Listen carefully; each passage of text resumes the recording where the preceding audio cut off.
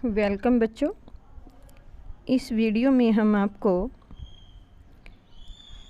बच्चे के लिए माता का दूध क्यों ज़रूरी है और उसके क्या लाभ हैं, स्तनपान के क्या लाभ हैं। भारत में शिशु को माँ दूध पिलाई जाने की प्रथा प्राचीन है। कुछ समय पूर्व पाश्चात्य सभ्यता के प्रभाव तले आकर महिलाओं ने स्तनपान कराना कम कर दिया था, लेकिन अब इसके प्रति काफ़ी जागरूकता लाई जा रही है तथा महिलाओं को इसका महत्व समझाया जा रहा है, जिसके परिणाम भी अच्छे आ रहे हैं। माँ का दूध पिलाने के अनेक लाभ होते हैं, जिनकी हम यहाँ पर चर्चा करेंगे। नंबर 1, यदि हम निम्नलिखित जो ये तालिका दी गई है, यहाँ पर माँ के दूध के अंदर कितने कैलोरीज पाए जाते हैं, कितनी प्रोटीन है, फैट है, यहाँ पर आपको कार्बोहाइड्रेट्स हैं और कैल्शियम है।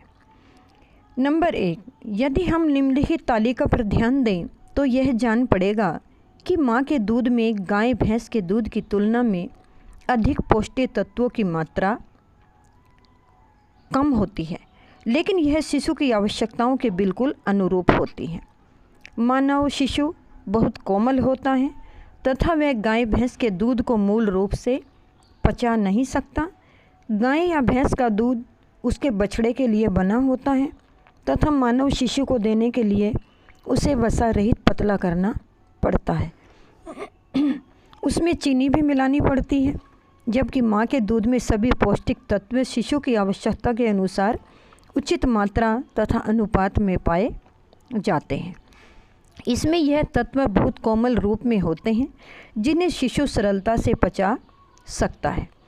शुरू के दिनों में जब शिशु की पाचन शक्ति अपरिपक्व होती है, माता का दूध पतला होता है, लेकिन जैसे जैसे शिशु विकसित होता है यानी कि बढ़ता जाता है तो दूध गाढ़ा होता चला जाता है और उसकी मात्रा भी बढ़ने लगती है।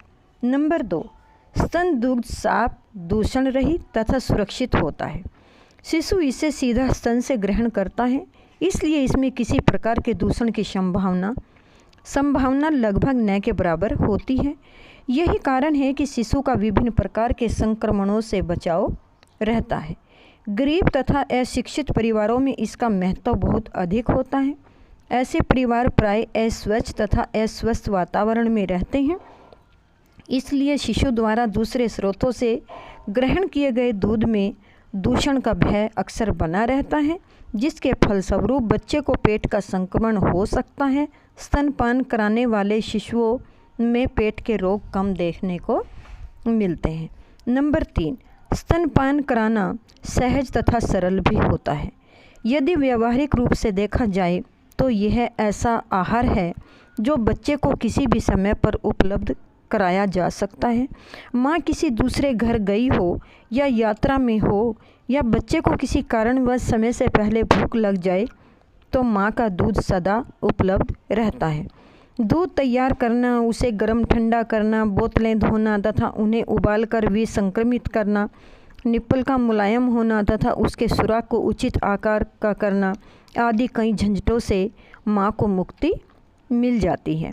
नंबर 4, आर्थिक दृष्टि से भी यह लाभकारी होता है। यद्यपि स्तनधारी माता को अपने आहार को समुचित बनाने के लिए अवश्य ही कुछ अधिक व्यय करना पड़ता है, फिर भी शिशु के लिए डिब्बे का दूध जो फार्मूला फीड या गाय या भैंस का दूध खरीदना बहुत महंगा पड़ता है। बच्चे को स्तनपान कराना माँ तथा शिशु दोनों के लिए एक सुखद अनुभव होता है। माँ को गर्व का एहसास होता है और शिशु को सुरक्षा का। माँ और शिशु में सुदृढ़ भावनात्मक संबंध विकसित करने में यह सहायक भी होता है। स्तनपान कराने से माँ के शरीर में ऑक्सीटोसिन नामक हार्मोन की उत्पत्ति बढ़ती है, जिससे उसमें ममता पनपती है और माँ और बच्चे का प्यार बढ़ता है। नंबर 6, बच्चे में स्वाभाविक रूप से चूसने का बहुत प्रबल अंतर्बोध होता है। माँ के स्तन को चूसना उसकी इस आवश्यकताओं को पूरा करने का उत्तम तरीका है। इसके साथ साथ उसके जबड़े तथा मुंह की मांसपेशियों का व्यायाम होता है तथा वह उचित रूप से विकसित होती रहती हैं। नंबर 7, स्तनपान करवाने से लगभग 6 महीने के लिए दूसरा गर्भ ठहरना प्राय टल जाता है। नंबर 8, माँ के स्वास्थ्य के लिए भी स्तनपान अत्यधिक लाभदायक होता है। वैज्ञानिक अनुसंधानों द्वारा सिद्ध किया जा चुका है कि इसमें माँ का स्तन तथा ओवरीज के कैंसर से बचाव होता है। नंबर 9, माँ को बच्चे के दूध बनाने के लिए औसतन 1000 कैलोरीज प्रतिदिन खर्च करनी पड़ती हैं। इसमें से कुछ उसे अधिक पोषण के रूप में दी जाती हैं, लेकिन बाकी की उसके शरीर में अतिरिक्त एकत्रित हुई वसा से ले ली जाती हैं। इससे उसे अपने बढ़े हुए वजन को घटाने में सहायता मिलती है। इसके अतिरिक्त स्तनपान कराने के दौरान माँ के पेट की मांसपेशियाँ सिकुड़ती हैं, जिससे कि उसका गर्भाशय शीघ्र ही अपने आकार की स्थिति में आ जाता है।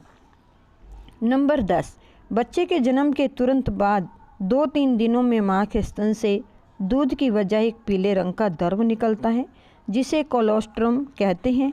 यह शिशु के लिए अत्यंत लाभकारी होता है। तो गाय भैंस का जो ऐसे दूध पहले दिन का दूध होता है, वह भी एक पीले प्रकार का गाढ़ा पदार्थ होता है, जो गाय भैंस के बच्चे के लिए लाभकारी होता है।